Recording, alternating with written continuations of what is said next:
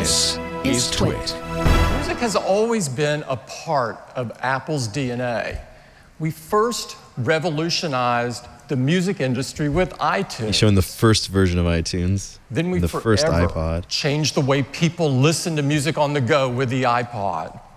And today, iPhone has become the best portable music player in the world. And it's even better when it's paired with Apple Music. You now have 40 million songs in your pocket. And when you add AirPods, it brings an absolutely magical experience to wireless audio. Now, so we have such a great portable music experience. But what about our homes? What about our homes, Tim? We think we can do a lot to make this experience much better. Just like we did with portable music, we want to reinvent home music. And I'd like to invite Phil up to tell you all about it. Phil. Thank you.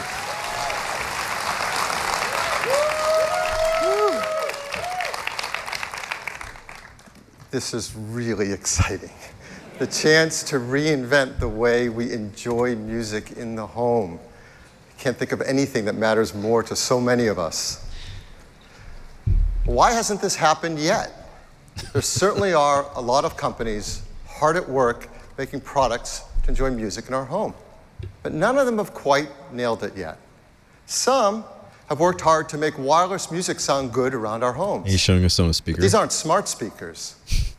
Others have worked to make smart speakers that you can talk to. Showing an Amazon They Echo. don't sound so great when you listen to music. We want to combine all this in a product that can really deliver a breakthrough experience. And our team has been hard at work for many years now on a breakthrough home speaker. And it has to do a few things really great if it's going to be a great breakthrough speaker. First, it needs to rock the house. Right? We need to enjoy our music, whatever genre you love, really low or really loud, free from distortion. Second, Let you buy toilet paper. it needs to be spatially aware. It's going to fit in different rooms in our house, and it needs to be smart enough to know what to do to make the music sound great.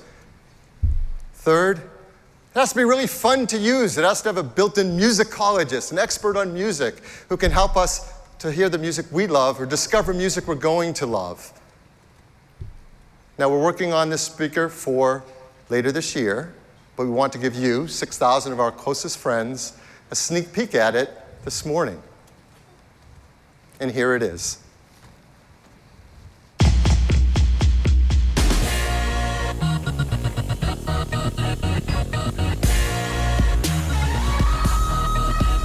has a rounded look. Kind of looks like a fabric-covered Mac Pro so far. Yes, that's what the leaked images look like if you've seen those.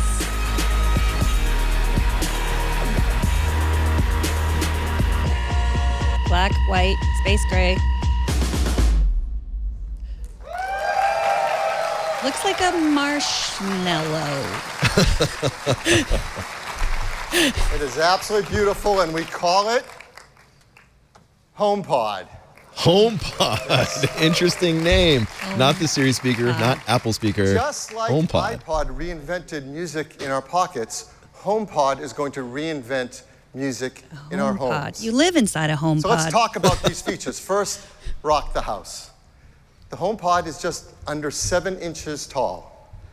It's covered in a seamless 3D mesh fabric that has incredible acoustic properties. And it hides within it amazing audio technology. For example, along the bottom is a 7-array beamform tweeter pack that's packed with 7 tweeters, each with their own individual driver. They have precision acoustic horns that drive the audio from within and then out along the bottom with tremendous directional control. And that'll become really clear in a bit as we talk about how it works. It has a really big woofer, a 4-inch woofer, upward facing with a large motor to move a lot of air.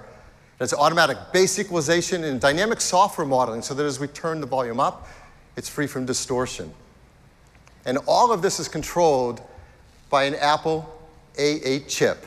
Yes, the same chip that powers the inside of our iPhone is inside HomePod. It's perhaps the biggest brain ever in a speaker, and it does some incredible things.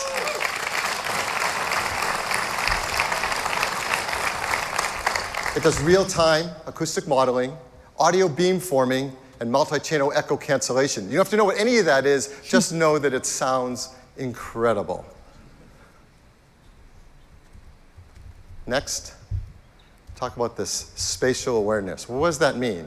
Well, you plug in your HomePod to AC, and it gets its music wirelessly. And it's compact enough that you can put it most anywhere in your house. You can put it on a table, on a shelf, against the wall, in a corner, and it intelligently and automatically detects the space it's within.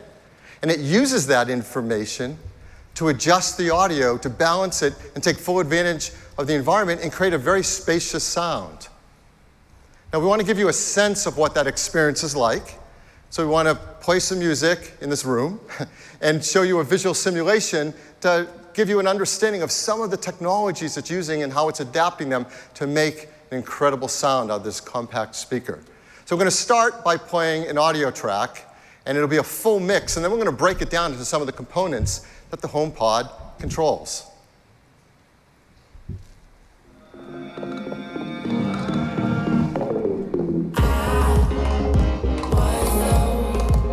And this is essentially simulating a surround sound-like experience by basically understanding how big your room is. So that's a full, rich audio mix. Virtually, anyways, but trying within to. it, HomePod detects the center vocals and can use beamforming to direct that.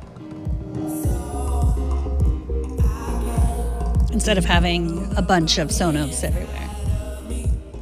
It gives incredible clarity and precision.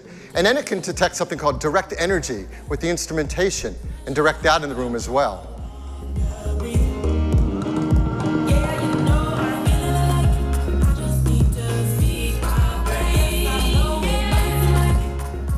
In addition to that direct energy, there's something that's usually missing in music, ambient audio, the backing vocals and reverb.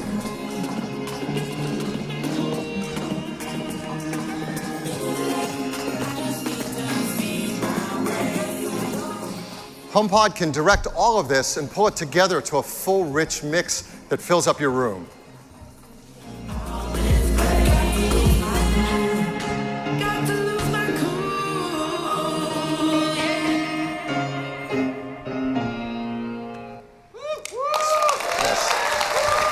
Does this impress you, Nate?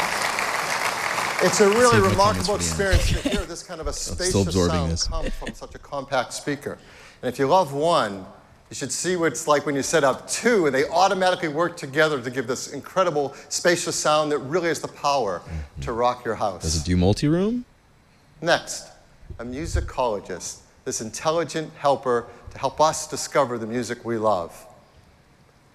HomePod has an incredible speaker system that works together with our Apple Music subscription. From the beginning, it's designed to work with that. Now, Apple Music, as you know, provides music in the cloud, and the speaker can get it directly from the cloud. You can get 40 million tracks, 2 million artists, tens of thousands of playlists, but not just any music library. This is your music library. It knows the playlists you've set up. It knows the artists you love, and all of them stream directly to your HomePod.